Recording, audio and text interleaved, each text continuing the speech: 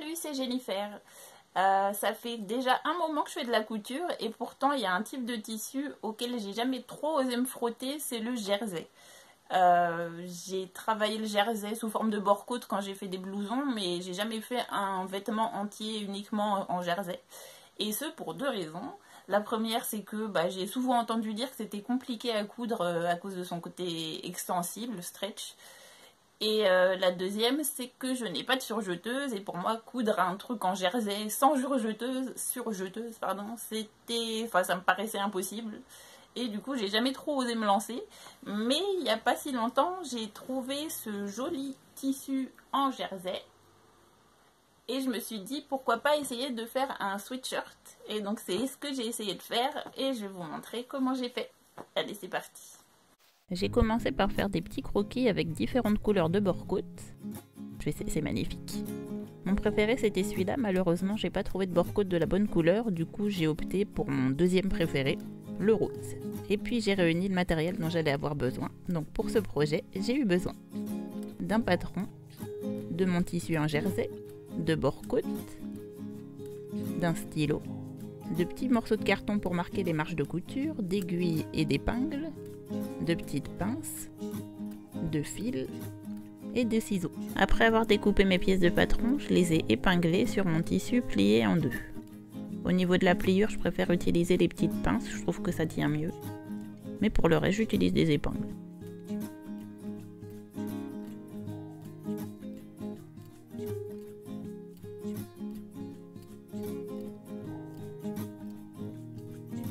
Puis j'ai ajouté 1,5 cm de couture tout autour.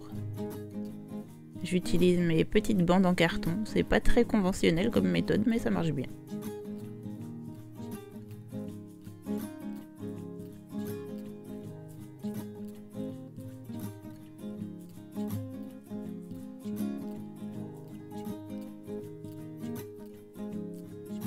Et j'ai découpé.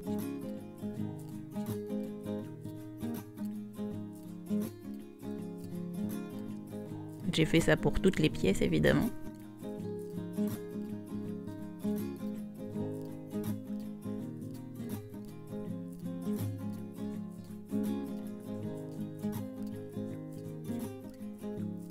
Là j'ai mon devant et mon dos et les manches.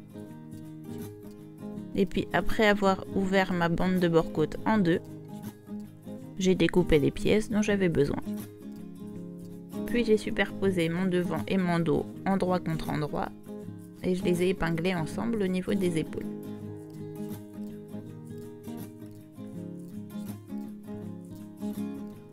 Puis j'ai installé l'aiguille spéciale tissu extensible sur ma machine. Je ne savais même pas qu'elle était fournie avec, j'ai découvert ça un peu par hasard. Et j'ai cousu les épaules.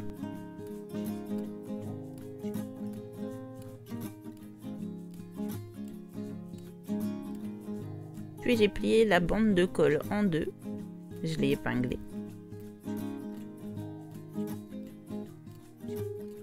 Je l'ai cousue.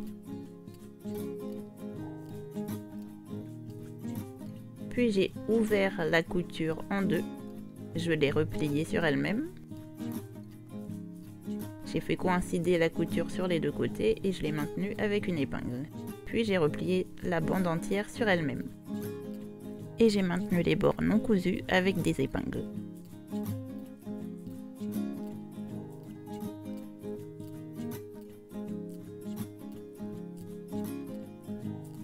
Puis j'ai fait coïncider la couture avec une des coutures d'épaule, j'ai épinglé. On est endroit contre endroit là. J'ai trouvé la deuxième moitié de la bande, je l'ai marquée avec une épingle et je l'ai fait coïncider avec la deuxième couture d'épaule. Je sais pas si c'est très clair. Les images sont peut-être un peu plus parlantes que mes explications. Puis j'ai continué d'épingler le reste de la bande au col.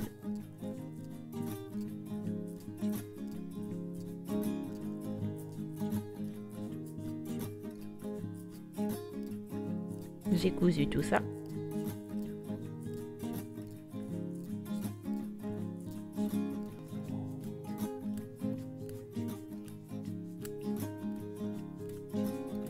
J'ai déplié le tout pour avoir accès aux emmanchures et j'ai épinglé les manches en suivant les repères qui étaient indiqués sur le patron.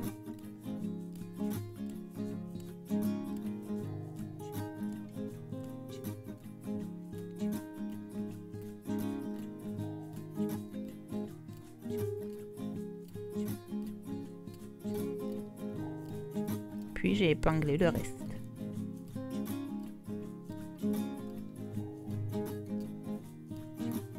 J'ai cousu les deux manches.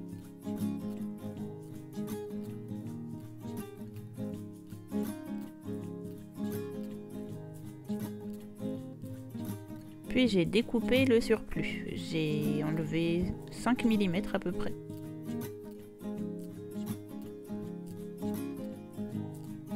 Et j'ai cousu un point zigzag tout le long.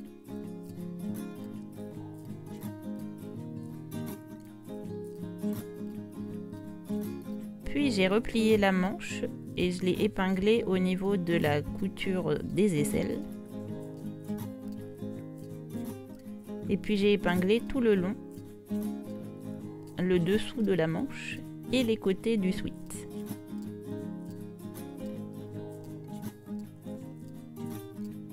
J'ai cousu.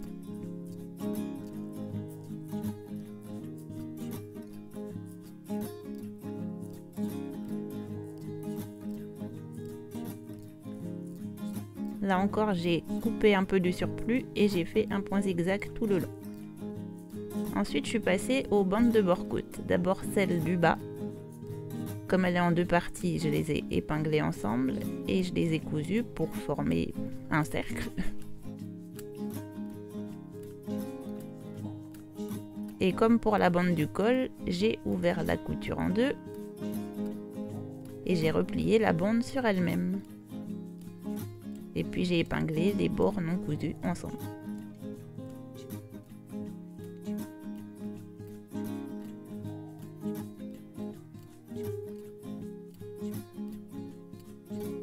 Je l'ai épinglé de la même manière que la bande du col au reste du sweat, donc en faisant coïncider les coutures des côtés, puis en épinglant tout le reste.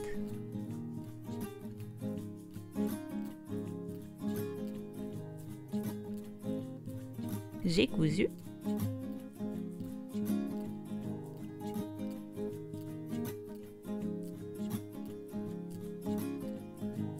Puis je me suis occupée des bandes des poignets. Donc là c'est exactement pareil. Ah, il y a Boulette qui passe. J'ai épinglé. J'ai cousu. Je les ai pliés en deux. Par contre là j'ai pas fait gaffe, mais j'étais un peu hors champ. Je pensais que je filmais ce que je faisais et pas vraiment. Mais bon, si vous avez bien suivi les autres étapes, c'est exactement pareil.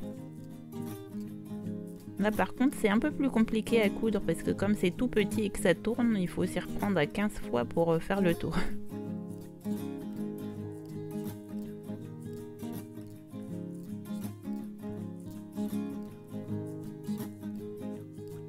Puis j'ai retourné mon sweat et j'ai coupé tous les surplus au niveau des coutures des bords-côtes. Le bas, les poignets et le col. Et là encore, j'ai cousu un point zigzag tout autour.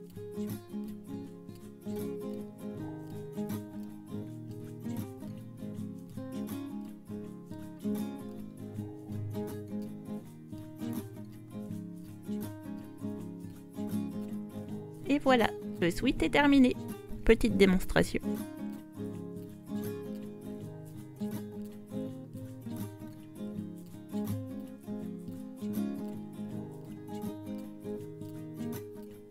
Bon, c'est pas tout ça, mais il caille en fait. Eh ben, si j'avais su que c'était si simple, je me serais lancée depuis longtemps en fait. Je pensais pas que c'était si simple, même rien que l'assemblage des différentes pièces, la manière de coudre les manches, le fait de coudre toute cette partie en même temps que le côté, c'est tellement plus simple. Pourquoi on s'embête à faire de manière compliquer tout ce qui peut être fait plus simplement en fait. Enfin, je veux dire, la partie des emmanchures, enfin le fait de coudre les manches et ensuite coudre l'emmanchure et essayer d'intégrer la manche dans l'emmanchure et l'épingler, j'ai toujours trouvé ça hyper compliqué. Ça m'a toujours saoulé cette étape. Et là, c'est tellement plus simple à faire. Pourquoi on fait pas ça pour tout? C'est peut-être, je sais pas, peut-être à cause du jersey que la méthode est différente, je sais pas. Mais en tout cas, c'est tellement plus simple. Franchement, je vais en faire plein d'autres, je pense. J'ai plus qu'à retourner au marché Saint-Pierre. Si vous connaissez pas, c'est là où il y a tous les magasins de tissus à Paris. Et je vais aller au coin Jersey et je vais en acheter plein pour me faire plein de sweats. Franchement, c'est tellement plus simple. Par contre, si je devais le refaire, je pense que je l'ajusterais peut-être un peu plus. Là, il est un peu large. Et puis, je le raccourcirais un peu. Pas de beaucoup, mais bon. Je préférerais un sweat un peu plus ajusté. Enfin, on verra bien. Par contre, il y a un truc qui m'énerve un peu, c'est... Bon, à chaque fois qu'il faut que j'achète du tissu pour un projet, je sais jamais combien en prendre. Même si c'est noté dans le patron, je comprends pas toujours parce que ça dépend des largeurs de tissu, etc. Enfin, de la manière dont on le plie, s'il y a un sens pour le tissu, etc. Et du coup, en général, je demande à la vendeuse. Je me dis, elle connaît son boulot, elle doit savoir combien de tissu il faut pour faire un sweat. Donc je lui ai demandé, elle m'a dit, oh, pour un sweat, il vous faut au moins 2 mètres. Ça m'a semblé beaucoup. Mais je me suis dit, bon, bah, elle connaît son métier, je vais prendre 2 mètres, je vais l'écouter. Et au final, bah, j'aurais pas dû parce qu'il me reste encore tout ça de tissu. Je pense que j'en ai suffisamment pour en faire un deuxième, en fait. Voire peut-être un haut à manche 3/4, ça pourrait être sympa. Et puis je changerai la couleur du bord-côte, peut-être mettre plutôt du bleu pour changer un peu du rose. On verra bien. Voilà, c'est la fin de cette vidéo. Et là, c'est Boulette qui fait bouger le stand de mon portable. Boulette, c'est mon chat. Donc, c'est la fin de cette vidéo. Si ça vous a plu, n'hésitez pas à laisser un petit commentaire, un petit pouce en l'air ou à vous abonner à la chaîne. Et moi, je vous dis à bientôt dans une prochaine vidéo. Salut!